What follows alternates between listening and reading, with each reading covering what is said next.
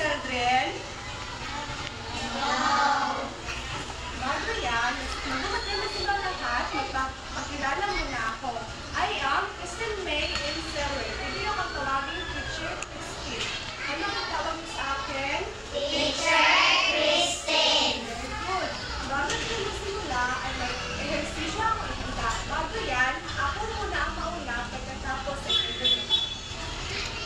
Sa isang kaharian, mayroong isang hari na bumuno sa bayan. Siya ay malaki, na bumuno sa tao. May akit sa yata, dapat siya'y kulana, yung mga kulaya ko. Maaari na kayong kumayang mga bata?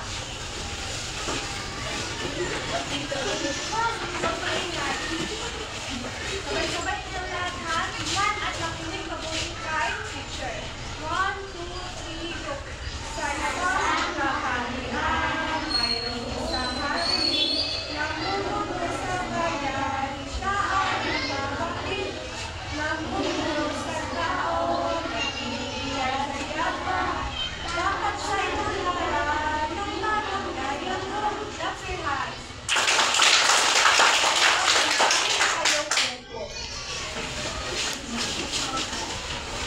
Ngayon ay may babasahin akong kwento. Pinamagat yung kwento.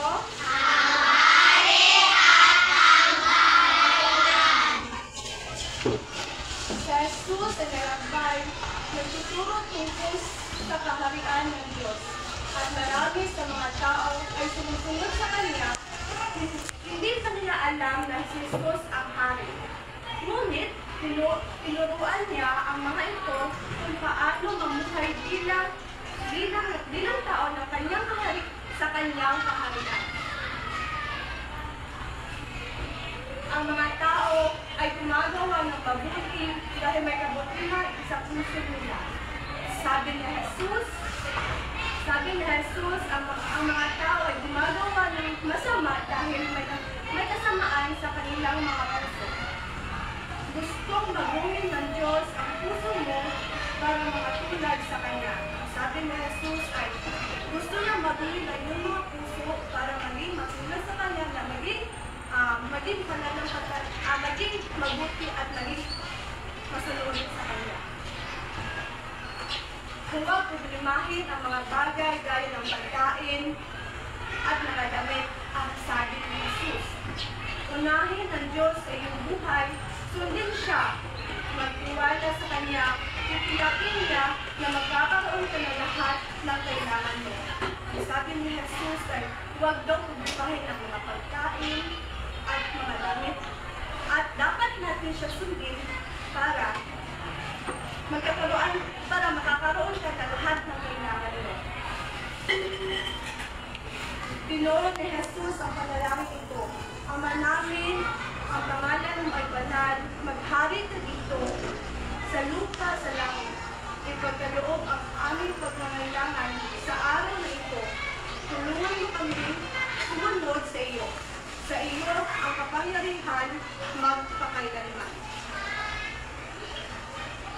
Pagkatapos ay nagkwento si Jesus, isang tao ang nagtayo ng kanyang bahay sa bato. Dumating ang malakas na bagyo, dahil nakatayo ito sa bato, hindi ito nagba.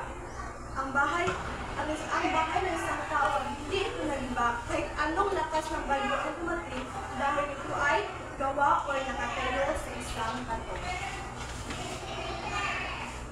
Isang tao naman ay nagtayo ng kanyang bahay sa buhangin. Dumating ang malakas na bagyo, dahil ang bahay ay nagtatayo sa buhanginan, ito ay nawasak. Dito naman ay isang tao naman ay tumayo nakatayo ang bahay sa kanyang buhangin. Kahit anong malakas na bagyo ang dumating, ito ay nawasak, dahil ito ay nakatayo sa buhanginan. Ang mga bagay na sinasabi ko ay tulad ng bato.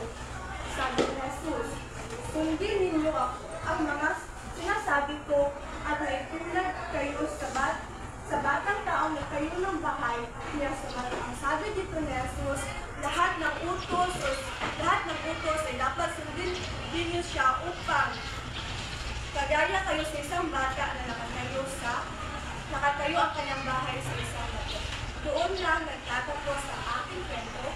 Ngayon naman, magsisimulan natin ang hula sa pinamagatang ang hari at ang kaharian.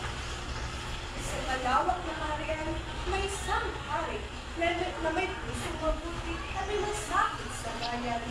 Siya ay nagpapatakbo ng kaharian sa pamamagitan ng kanyang marunong at kaibigan.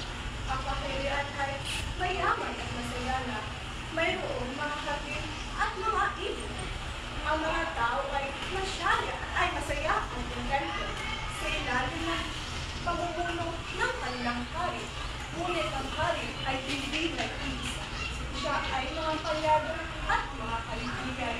Ang mga ito ay tumutulong sa kanya sa pagtatakbo ng kaharian at pagtatakbo. Doon lang nagtatapos ang presentasyon.